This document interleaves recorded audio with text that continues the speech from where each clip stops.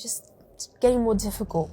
I'm feeling more self-conscious or maybe I'm just over-exaggerating. It's just been getting tough. SubhanAllah, you know what? I can really understand what you must be going through. I really do believe that it must be a real challenge, especially for the youth right now.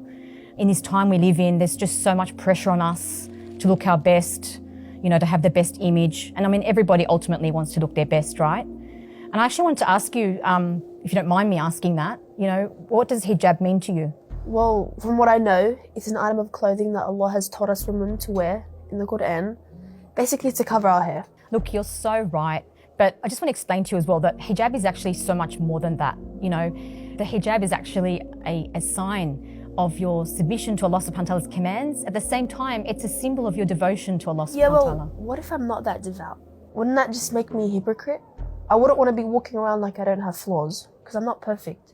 SubhanAllah, Amina, who hasn't got flaws and, who is perfect? I mean, we've all got flaws, right? But the hijab actually shows that you're someone who's really trying. You're trying to gain the pleasure of Allah subhanahu wa ta'ala by implementing what He's commanded from modesty. Well, can't I still be modest even without my hijab? Yeah, of course, you can still be modest, but then how do you define modesty, see? I mean, as Muslims, obviously, we look at how does Allah Ta'ala define modesty, right? And just to be clear, modesty is a lot more than just the clothing we wear, It's the way we conduct ourselves. It's the behavior, that we adopt when we interact with others. Does that make sense? It's a lot more than just clothing. Yeah, it does, but it's just so overwhelming. It's just becoming difficult. Look, you know what? I totally understand. And I think it's also important that we look at other factors that you can maybe focus on to help you. Consider the friends that you hang around. You know what I mean? Try to find friends that are supportive of you wearing hijab and that encourage you and remind you of your purpose in this life, right?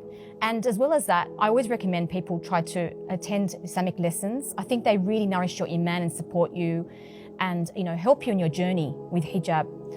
But look, there's one really important point that I wanted to just raise with you, and that is, are you on a lot of social media by any chance? Yeah, well, to be honest, I do use social media quite a lot.